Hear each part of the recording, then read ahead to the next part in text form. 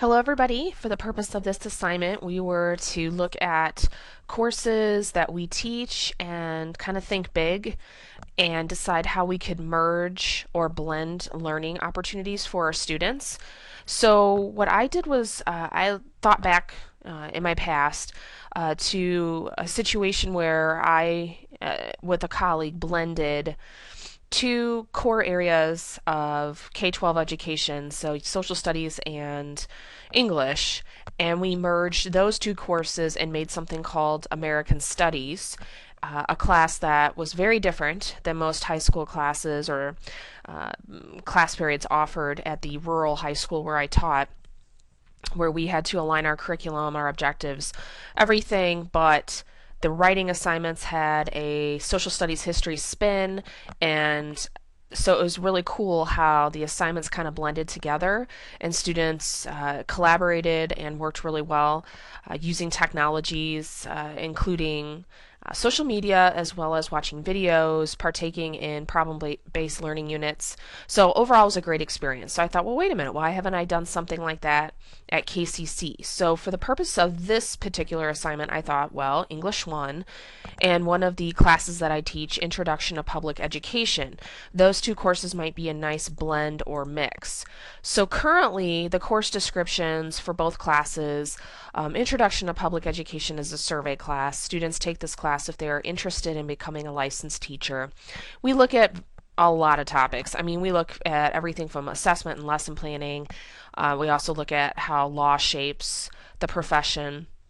We look at the government influence on teaching and on students. We also have a required observation component, kind of like a service learning component. Required. And then English 1, writing process, organization revision, the standard most of us have taken or completed an English 1 class in our lifetime, so we're familiar with it.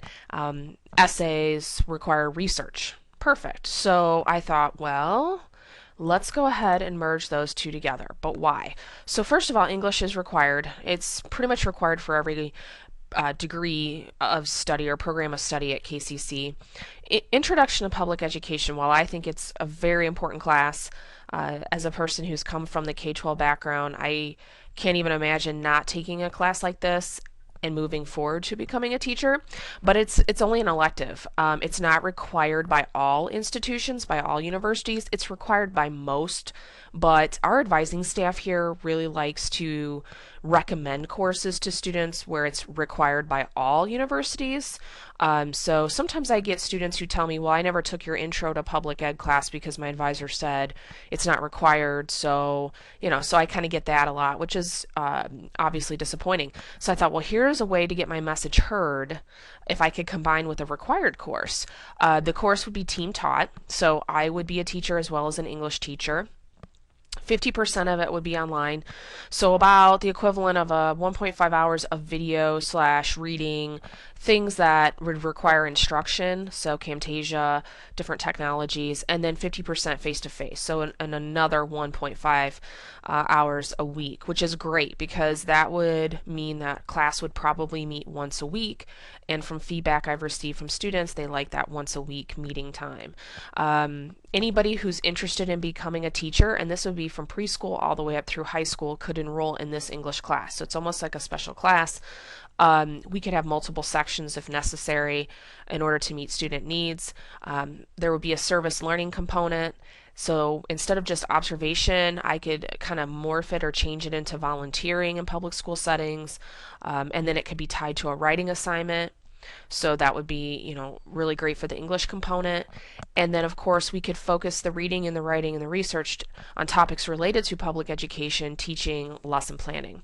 So some examples of some sample assignments and technologies. First of all, as I mentioned, we could use Twitter for updates and questions and articles. We could use our LMS, which is Canvas, for drop boxes and lecture and video. We could use or create a Facebook page for class news and articles, almost treat it like a wiki where we could just kind of share our thoughts and ideas. Also, we could use Camtasia to record classroom sessions and then produce them and put them in the Canvas, shell. We could also do some slide narration and then produce that as well. The assignments, maybe some exploration and implementation of lesson planning. So allow students to research the history of lesson planning and how we've morphed or changed over the years, and then ask the students to then go ahead and create their own lesson plans.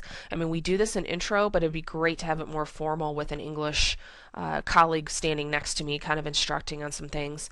Diversity and multiculturalism in education. This is a class or an assignment we already do in intro, but again, it'd be really great to have it more formally structured where someone can look at the foundational topics related to English. I primarily grade on content, not so much grammar and everything else, so that'd be great to have both of those combined.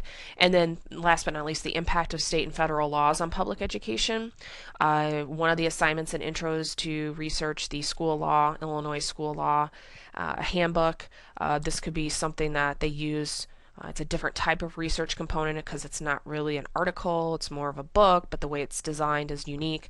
So, again, these are just some ideas that I had in regards to kind of combining the two courses into one, not changing the credit hours or anything like that, but just combining the two so there's a greater chance that future teachers would be able to enroll in a class, learn about the profession, and also complete course content or course credits that would transfer to a university.